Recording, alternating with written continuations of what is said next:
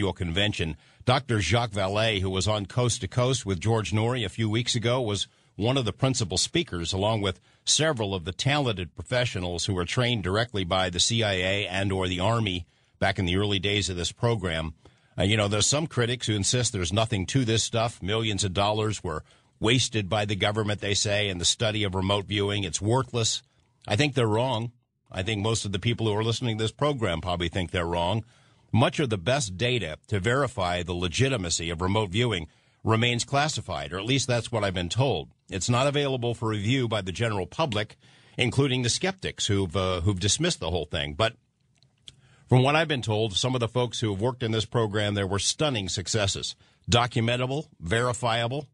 There also may have been some spectacular misses by, people who are out to make a buck on this mental protocol, predictions about alien invasions and things like that have really subjected the whole discipline to ridicule.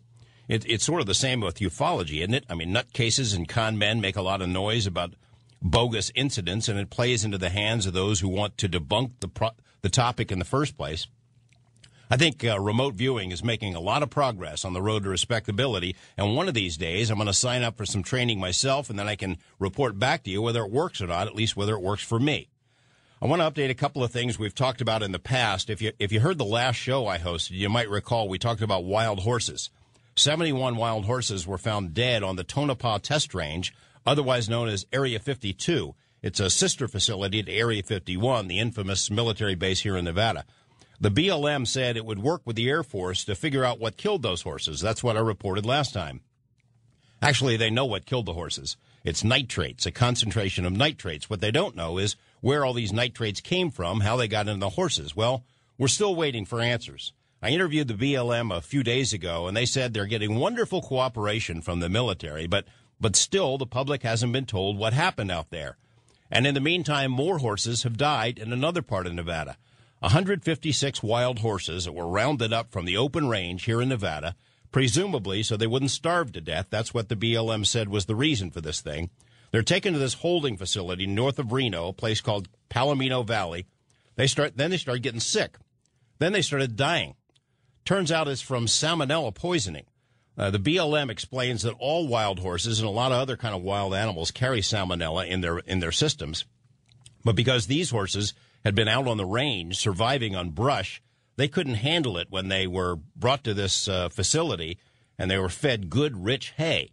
They were brought into this pen and fed this richer diet, and somehow that sparked the salmonella that was already in their systems, caused it to flare up. And some of them got pneumonia, others got real bad diarrhea-like symptoms, and they started keeling over and dying. 156 of them so far. Now, the same BLM official who told me the Tonopah Test Range is just a great place for horses. It's a perfect place, except for, the fact that they're dying out there.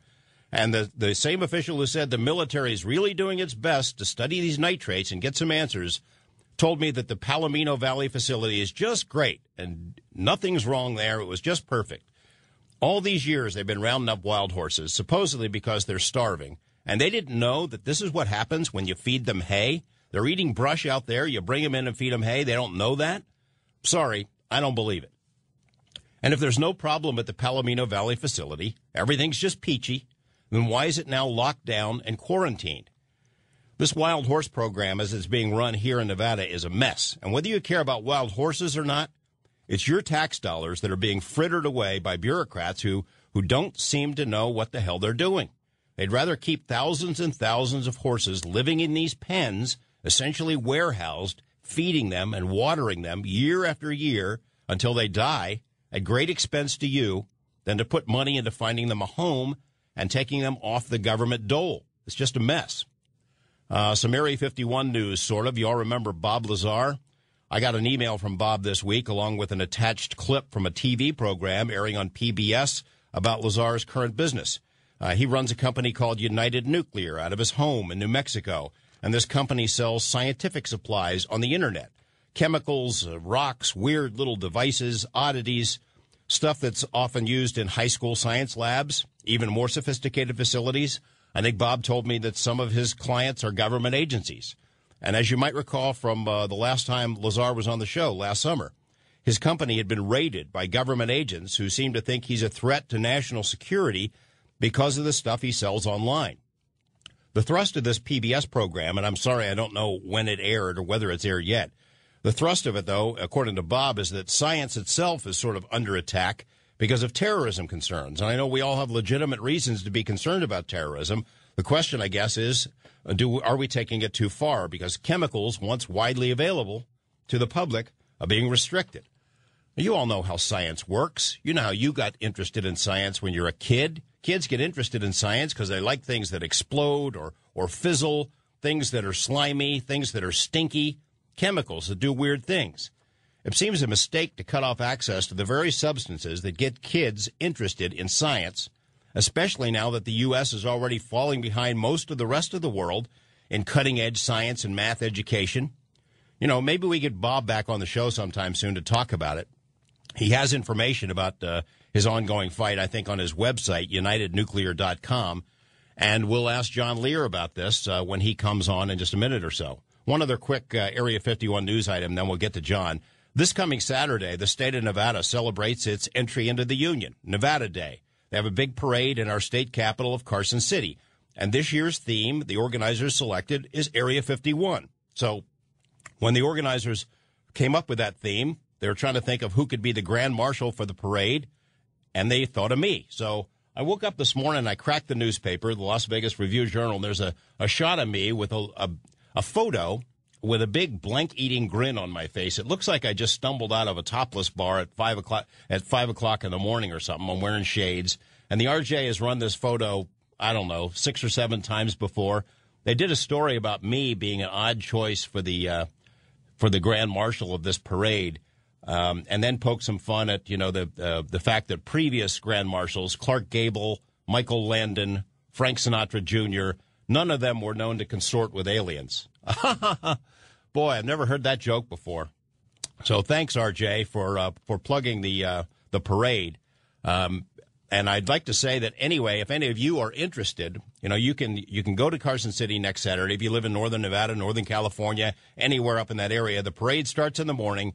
The Mutual UFO Network will have its own float. The Roadrunners, the guys who worked at Area 51, will have a presence there. It's a fun time, and heck, I'll be there to say hi as well and to help Nevada celebrate its birthday. I'm going to bring John Lear in right now. This program, listeners to this program know John pretty well, I would think. He's been on with me in the past. He's been on many times with Art and with George, and he's sort of my unofficial conspiracy consultant and correspondent. John, are you there? Yeah, George. John, you and I went over to your house the other day. We were talking about a variety of topics, one of them being the Tonopah Test Range, Area 52. And then we got into something else odd. And I want to introduce this. We got a couple of minutes before we take our bottom of the hour break. It's in a town called Hawthorne, Nevada. There's a big lake out there, Walker Lake, but we're a couple of 100 miles away from the ocean. And yet there on the side of the road is an odd sign. You know what sign I'm talking about, don't you? Yeah, it says the Naval Undersea Warfare Center. Yeah, an undersea warfare center in Hawthorne, Nevada, hundreds of miles from the ocean. Walker Lake isn't big enough for submarines, is it? No, absolutely not. So what's your theory about what goes on out there? It's a submarine base for the Navy. It's the Pacific Ocean underlies the California, Nevada, Arizona plate, and the entrance to this underground Naval Warfare Center is just north of Fort Ord in Monterey Bay. It's about 212 miles, and there's 2 channels the submarines use. One goes in and one goes out.